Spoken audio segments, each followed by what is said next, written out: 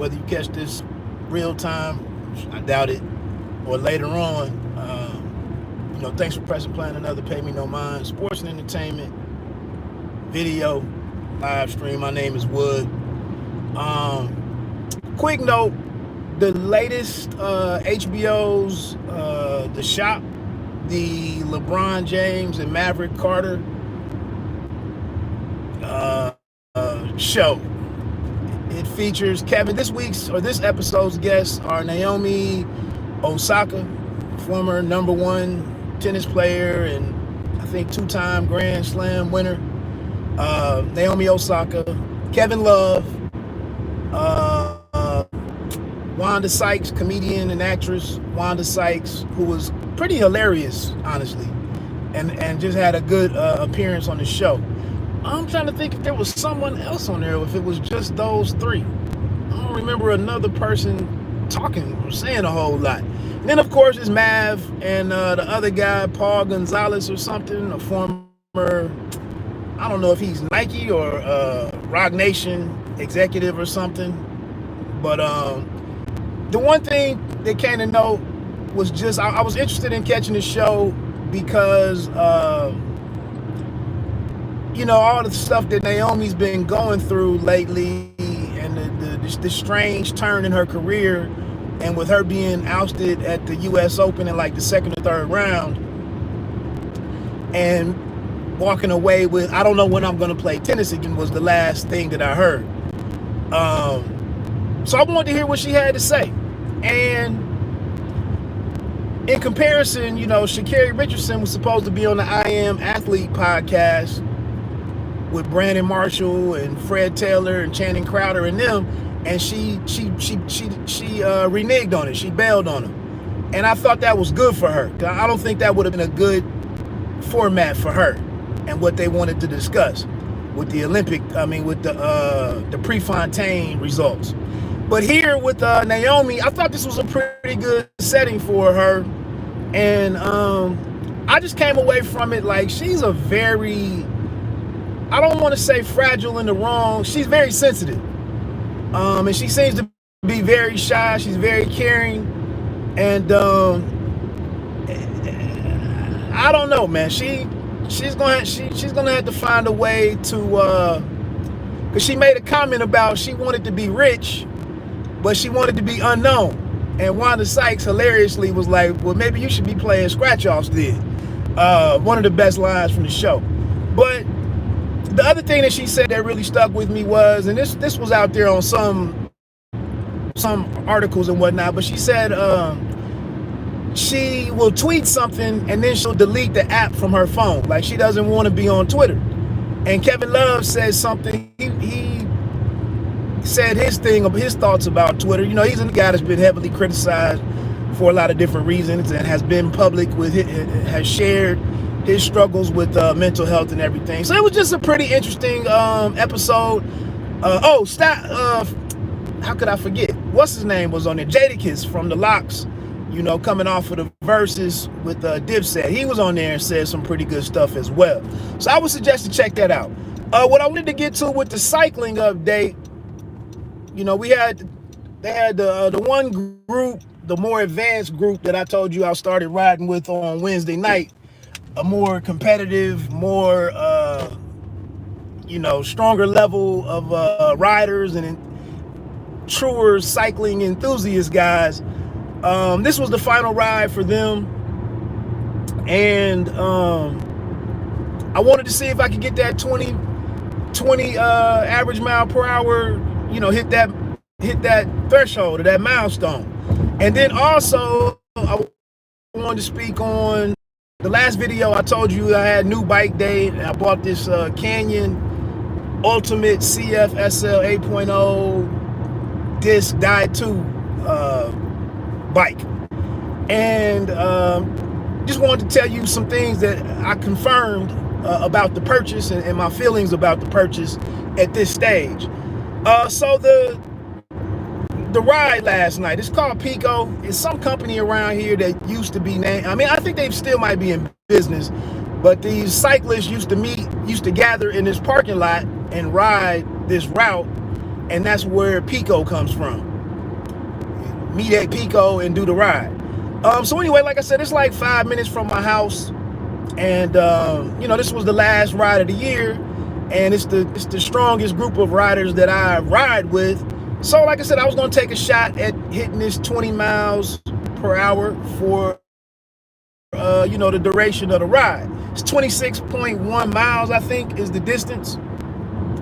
And long story short, well, they threw a twist on me. Due to the final stretch that you ride normally, coming back to the parking lot, the starting point, the sun is in your eyes all the way up this road. And I guess it's a hazard because cyclists can't see what the hell they're riding towards. And then sometimes, you know, cars, their visibility could be impaired too because of the sun. So what they decided to do with the way, you know, the timing, and when sunset is happening, they reversed the route so that you spend less time on that long stretch. They reversed the route. So I'm like, damn, you know, that kind of messes up my whole plan of attack with me getting familiar with the course. That's gonna change things up a bit. Then I'm back to the issue that I don't really know the directions. So it's, you know, I kind of got to ride with others and rely on others to finish the course. But anyway, I did it. I finished up with 20.8 for my average miles per hour. So I was, you know, I was excited about that, or ecstatic. And, you know, I just accomplished the goal. Now, so I stayed in the lead group until like the 22-mile mark. And I was kind of like second and third to fourth in the lead group the entire way. And I'm watching everybody. I'm watching the person pulling the guy in the first slot. I'm watching them and seeing how, you know, guys are moving up and dropping back and peeling off and whatnot. And I'm like, damn, you know, I don't want to be in the front. One, I don't know the directions. But I was like, I don't want to get up there after I got so far into the ride. I didn't want to get up there and pull and mess up my energy, you know, and go too fast. I have a tendency sometimes to just hammer it and just, you know, whatever. And then 2 miles later, you know, I burned myself out somewhat. So it was looking good. I was actually just kind of cruising. There were times in there where I felt like I could have, especially this one stretch that I really love, but we were doing it in reverse. I was tempted to pop out and just act up for a second. But like I said, these aren't guys that you're gonna drop. I mean, they're gonna ride with you. But anyway, we got to this one stretch, and Old Wood ended up being in the, you know, the pool, the first person, the person in the first slot. And I charge on off, you know, doing my thing, and it was an area that I was of the course that I was somewhat familiar with. I look back, I think it's only like one guy with me. You know, the lead group had kind of spread out a little bit, and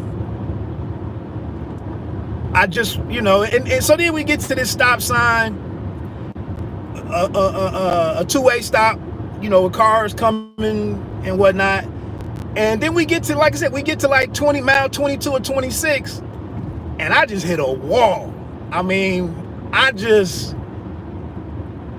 tried to move over, slide over, and let them pass me, and then maybe get back onto the tail. But when the last guy went past me, I didn't have nothing to stay with those guys. So I fell back, and at that point in time, I was at like 21.4 or something. You know, I'm pleased. You know, I'm like, damn, I'm smashing this. And you know, over the next mile or two, you know, I'm just struggling, trying to recover. I'm drinking. Another thing, this was my 6th day in a row riding. So I'm not really gonna use that as an excuse. I just, you know, I think I just rode too hard on that stretch. It was a point when the wind picked up, the headwind picked up, and I'm sitting here at like pushing like 24 or something. Gotta use your cycling computer sometimes. I probably should have, we had been riding at 21, 22. I should have probably just stayed at 22 and just been the guy in the front. But nah, I'm ignorant like that. I try to charge on down. And it wasn't like I was trying to show off. I'm just riding. You know, I'm just having fun. But it cost me. And then the last stretch, so, you know, I'm up and down. There was one point where I was like 20 yards away from getting back on to the wheel of the last guy in the lead group.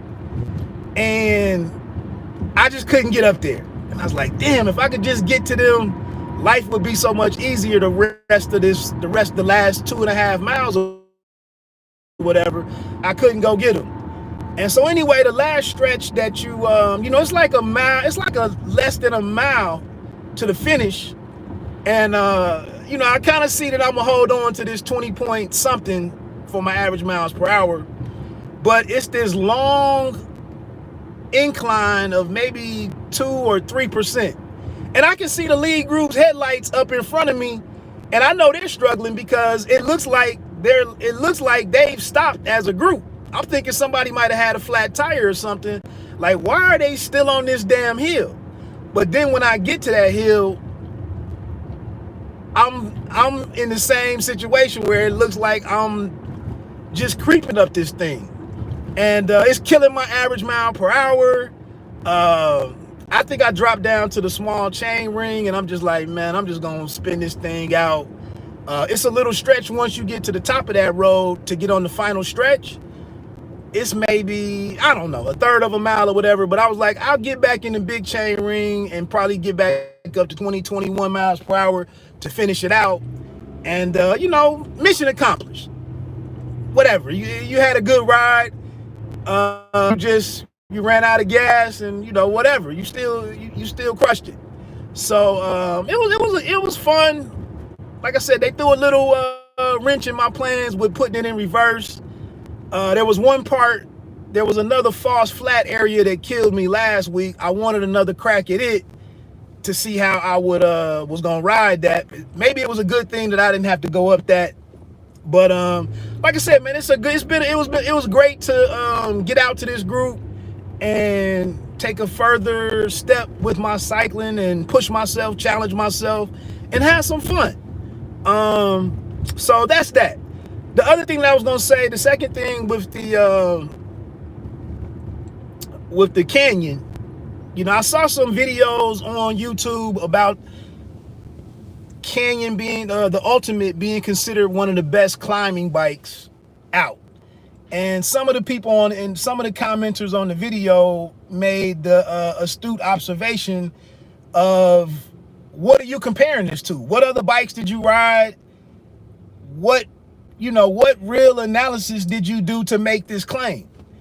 And, you know, based on the footage that was in the video, and they didn't have a bunch of other bikes. It just wasn't that detailed of a video to really support that claim that the Ultimate is one of the best climbing bikes out there. Then the other thing is, you know, you pay this much for a bike, does it really make a big difference?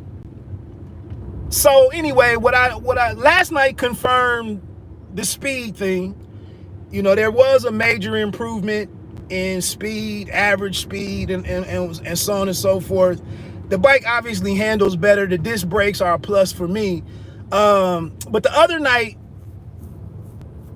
Tuesday night, riding with my regular club, we went to some hills that I have a good history with. You know, when I was struggling on the hills, when I became stronger on the hills, and then when I started to kind of kick the hill's ass. So it was good to get to that kind of hill. And it actually was a night where we had about 10 riders show up of different strengths. It was good to see how I climbed the hill in comparison to the stronger climbers in the group. And I have to say, I feel much better about my purchase now that I've kind of done the speed test, and now that I've seen it, now that I've climbed some hills with it, and seen and have and can do a comparison. I'm pleased with it. You know, again, can Can I recommend it to anybody that's out there trying to go from an entry-level bike or a a $1,200, $1,400 road bike, aluminum or whatever, and going over to a carbon bike, $3,500 and up, and the carbon wheels and aero, all that type of stuff? I don't know. Can you pay for it? And can you pay for it and be good with it? It's kind of the deciding factor to me.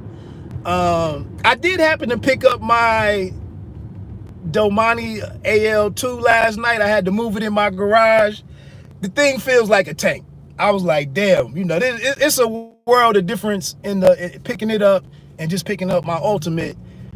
It's a world of difference. So you could imagine over the course of 26 miles, over the course of 62 miles, over the course of 100 miles, that difference in weight is gonna be some kind of gain in performance to the rider.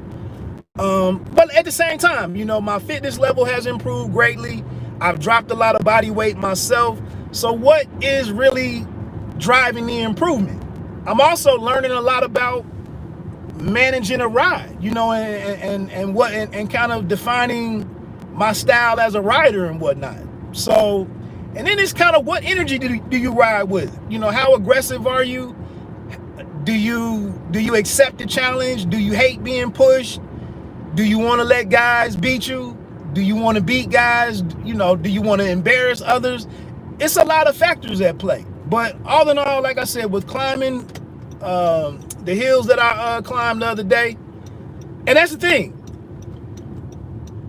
because I tore that wheel up and had to replace my wheel set a couple of weeks ago before buying the new bike, I'm very mindful now of trying to ride less harsh on the bike and the components and whatnot.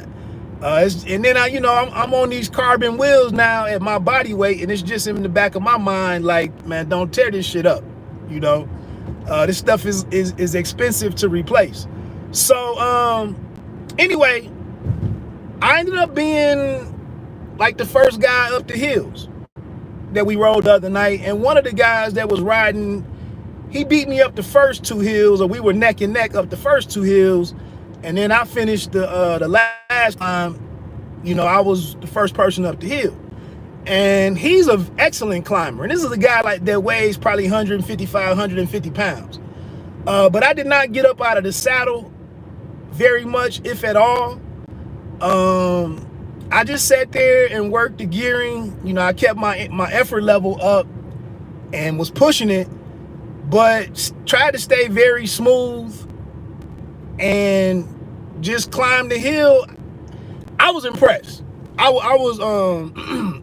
was impressed in a major way. I'm not gonna lie.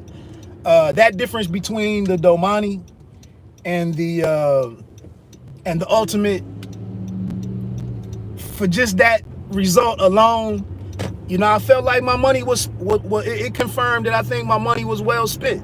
So that's really my only update. Like I said, this is just for beginners and novices, or just people out there having fun and figuring it out. I'm not trying to get too technical.